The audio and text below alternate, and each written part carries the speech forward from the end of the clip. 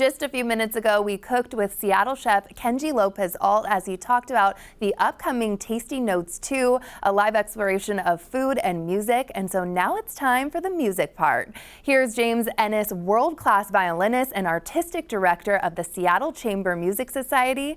Take it away.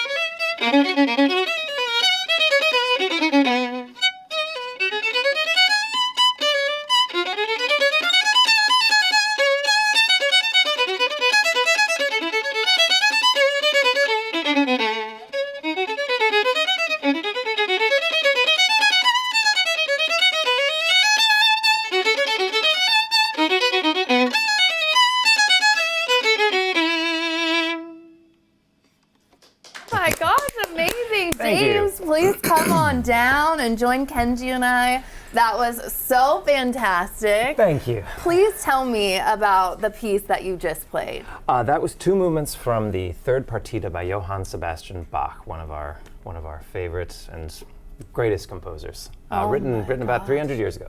300 years ago. Okay, and James, tell me about this event too. You're co-hosting together. It's combining obviously cooking with music.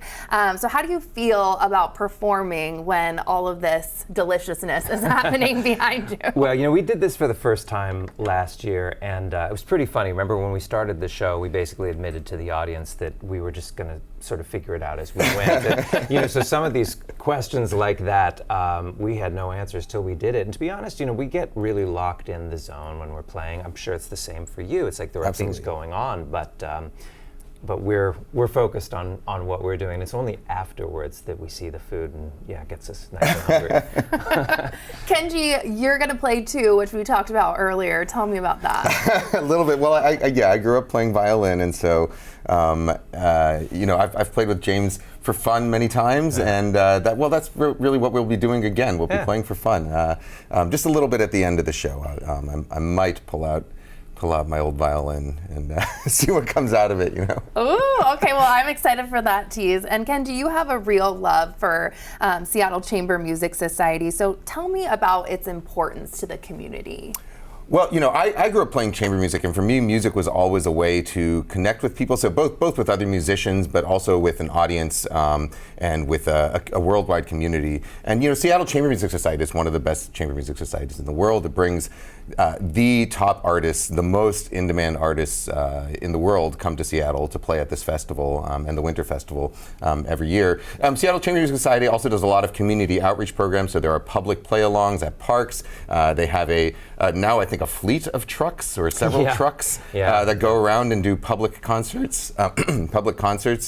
They also have a program for youth, and they have a program for amateurs to come in and play with some of the great musicians there. Gosh, James, you obviously are one of those great world-class musicians. How did you get started? You know, I grew up with a lot of music in the house. My father was a trumpet professor. My mother had been a ballet dancer, had a ballet school. So I think it was natural to get involved in the arts because it's what I saw around me. And when I was just about to turn 19 years old, got a call out of the blue. I was in a hotel. You know, remember back when you would get the phone would ring in your hotel and like you'd actually answer it and you're like, I wonder who's there, you know? And I got this call from Toby Sachs, who was the founder of the Seattle Chamber Music Society, founded it in 1982. And she called up and said, do you want to come to Seattle to play some chamber music this summer? That was the summer of 1995. I said, yeah, sure. Never been to Seattle. And I haven't missed a summer since. And I've been artistic director here since 2012 now. Amazing. How is it working together? I mean, I'm sure the last time was amazing with Tasting Notes, and now Tasting Notes 2. It was a lot of fun. I mean, we have a great time together. We're good buddies, and certainly, the thing that this show really is all about is that it's two things that everybody loves: music and food.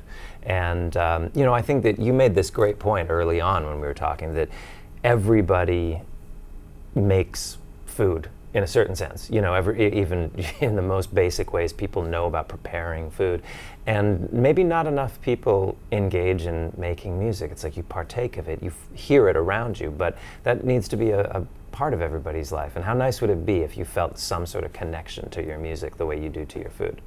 Gosh, I'm loving this partnership, you guys. Anything we need to know about what's coming up with the rest of the season? Well, we're right in the middle of a very, very busy season. We refer to ourselves as the world's largest chamber music party. And we've got about 60 events this summer, and we're coming up on about halfway through. I hope people will visit the website and find out. As Kenji mentioned, we got a big concert in Volunteer Park on Saturday. Thousands of people coming to that, so we're excited for that. We've got our regular concerts at Benaroya Hall. Of course, we've got tasting notes. We've got all sorts of free things for the community. So it's busy, but it's fun. It's the best kind of busy. It really is. Thank you so much, gentlemen. I really appreciate it. Great to be and here. Tasting Notes 2 is Thursday, July 25th, and it's with some legendary chefs, like we just said, as well as musical artists. What a night with the Seattle Chamber Music Society.